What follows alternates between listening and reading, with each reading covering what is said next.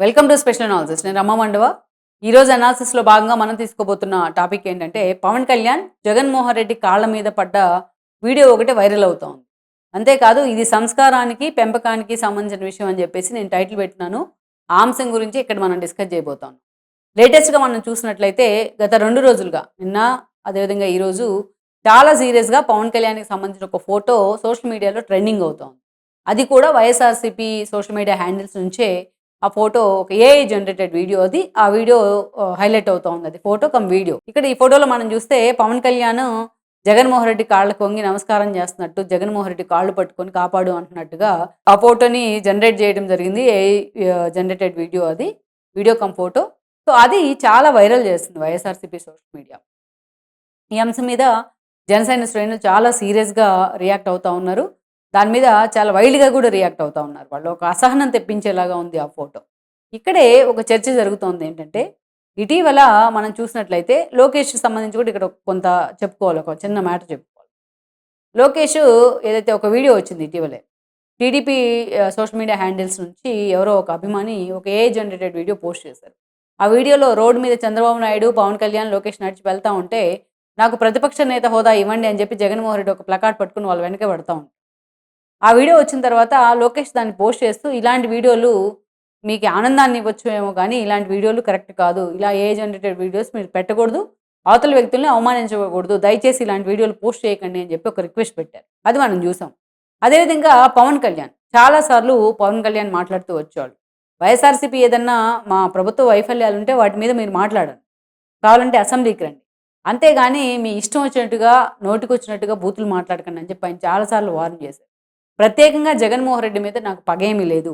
ఆయన వ్యవస్థలను అడ్డుపెట్టుకొని చేసిన అరాచకాలనే నేను వ్యతిరేకిస్తా వచ్చాను. ఆయన పాలనని వ్యతిరేకిస్తా వచ్చాను. వ్యక్తిగతంగా నాకు ఆయన మీద పగ తీర్చుకోవడానికో, ఆయన జైలుకి పంపించడానికో నాకేం గ్లెడ్జ్ లేదని పదే పదే ఇప్పుడు కొంతసార్లు చెప్పారు పవన్ కళ్యాణ్. అంతేకాదు వైఎస్ఆర్‌సీపీ విషయంలో ఏదైనా తప్పులున్నా ఆయన వాటిని ఎత్తి చూపుతా ఉన్నారు గానీ, తన స్థాయి తగ్గించుకోనో, లేకపోతే వైఎస్ఆర్‌సీపీ మీద ఒక బూతులు మాట్లాడుతూనో, లేతే ఒక కోపంగా వాళ్ళని టార్గెట్ చేసే విషయంలోనో ఎక్కడ కూడా పవన్ కళ్యాణ్ తన స్థాయి దిగజార్చుకోలా. అదే హుందా రాజకీయాలనే చేస్తా ఉన్నారు ఆయన. ఎప్పుడు చెప్తా ఉన్నారు, వ్యవస్థల పరంగా వాళ్ళని వ్యతిరేకించాను. వాళ్ళ వ్యవస్థల్ని అన్నిటిని కూడా భ్రష్టు పట్టించారు కాబట్టి దాన్ని నేను వ్యతిరేకించాను. అందుకే జగన్మోహన్ రెడ్డి పాలన పోవాలి అన్నాను. కూటమి పాలన రావాలి అన్నాను అని చెప్తా ఉన్నారు. అంతేగాని పవన్ కళ్యాణ్ నిజంగా ప్రతీకారం తీర్చుకోవాలి అనుకుంటే ఆయనకు ఒక్క రోజులో పని. ఈరోజు డిప్యూటీ సీఎం హోదాలో ఉన్నారు పవన్ కళ్యాణ్. వైఎస్ఆర్‌సీపీని టార్గెట్ చేయాలనుకుంటే, తనకి నిజంగా తనను టార్గెట్ చేసిన వాళ్ళని జైలుకి పంపాలనుకుంటే ఈరోజు ఒక్క రోజులో పని. కానీ ఎక్కడా కూడా పవన్ కళ్యాణ్ ఆ వెండెట్టా పాలిటిక్స్‌కి చోటు ఇవ్వట్లేదు. చాలా హుందా రాజకీయాలు చేస్తా ఉన్నారు. ఆయన తన శాఖ మీద పూర్తి స్థాయిలో ఫోకస్ పెడతానికే టైం లేనంతగా బిజీ అవుతా ఉన్నారు. తన శాఖకు కూడా గతంలో ఎప్పుడూ కూడా పంచాయతీరాజ్ శాఖ ఇంత పర్ఫెక్ట్‌గా పనిచేయలేదు అన్న ప్రశంసలు కూడా పవన్ కళ్యాణ్‌కి దక్కుతా ఉన్నాయి.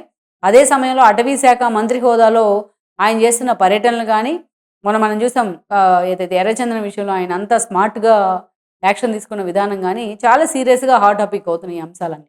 At the same time Pavan Kalyan ఈరోజు టార్గెట్ చేయాలనుకుంటే, తిరుమల కల్తీ లడ్డు వ్యవహారంలో జగన్మోహన్ రెడ్డి అంత దారుణంగా మాట్లాడడాన్ని, అదేవిధంగా పరకామణి విషయంలో అసలు దొంగతనమే జరగలేదని చెప్పడాన్ని మాత్రం పవన్ కళ్యాణ్ తప్పుపట్టారు. అదేవిధంగా ఆయన ఇక్కడే కాదు, సనాతన ధర్మం గురించి ఉదయనిధి స్టాలిన్ మాట్లాడితే దాన్ని తప్పుపట్టారు. తిరుపరంకుంట్ర విషయంలో హిందూ మనోభావాలను దెబ్బతీసే విధంగా స్టాలిన్ ప్రభుత్వం వివరిస్తే దాన్ని ఆయన తప్పుపట్టారు.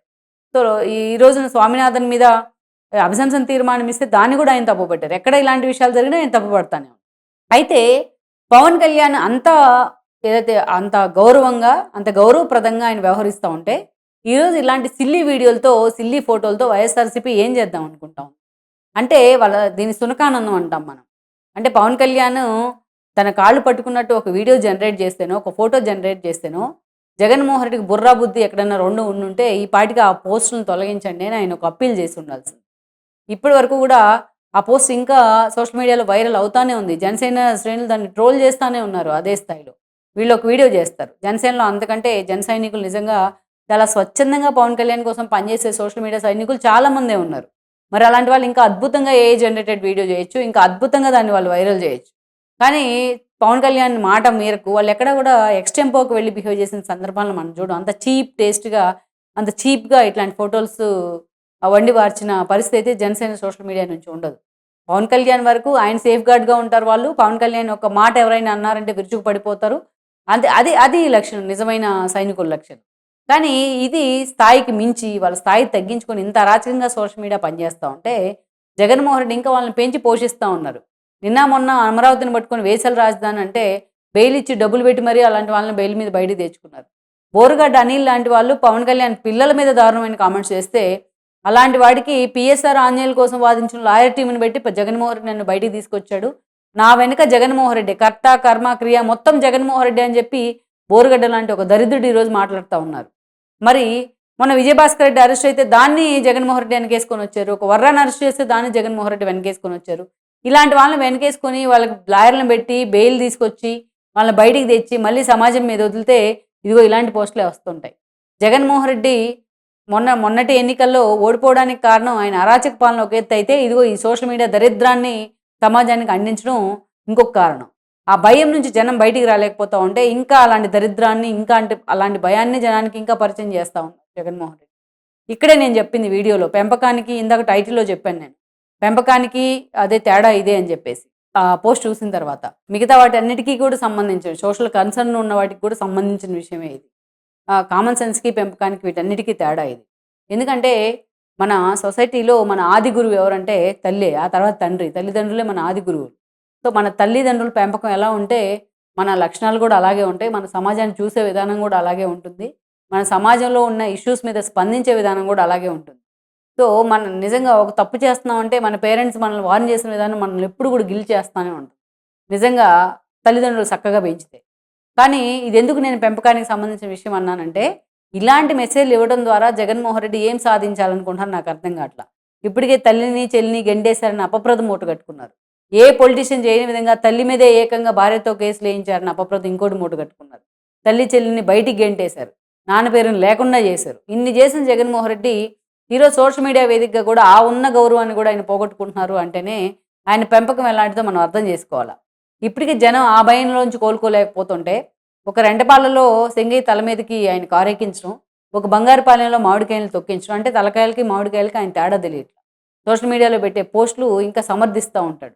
రప్ప అంటే అవును నరుగుతానన్నారు తప్పేంటని మాట్లాడతారు. చంద్రబాబు నాయుడు బావిలో దూకాలంటారు. ఆయనే అలాగుంటే ఆయన పోస్టులను కరెక్ట్ చేస్తాడనో వాళ్ళని వార్న్ చేస్తాడనో మనం అనుకోం. ఎప్పుడైతే జగన్మోహన్ రెడ్డి దీన్ని కంటిన్యూ చేస్తూ ఉంటారో జగన్మోహన్ రెడ్డి ఆ 11 సీట్లలోనే కొట్టుమిట్టాడుతూ ఉంటారు. ఎప్పుడైతే జగన్మోహన్ రెడ్డి వీటిని వార్న్ చేస్తారో వీటిని కంట్రోల్ చేసుకునే ప్రయత్నం చేస్తారో కనీసం తన క్యాడర్కైనా జగన్మోహన్ రెడ్డి మారారు అనే ఒక మెసేజ్ ఇస్తాడో తన పార్టీ నేతలకైనా అప్పుడే ఆయన పూర్తి స్థాయిలో మళ్ళీ తలెత్తుకుని తిరిగే రోజులు వస్తాయి. ఇది జగన్మోహన్ రెడ్డి పక్కన ఉన్న సలహాదారులు కానీ జగన్మోహన్ రెడ్డి కానీ స్వయంగా గ్రహించుకున్నంత వరకు మొత్తానికి ఆయన భవిష్యత్తు కూడా ఇలాగే ఉంటుందనేది వాస్తవం.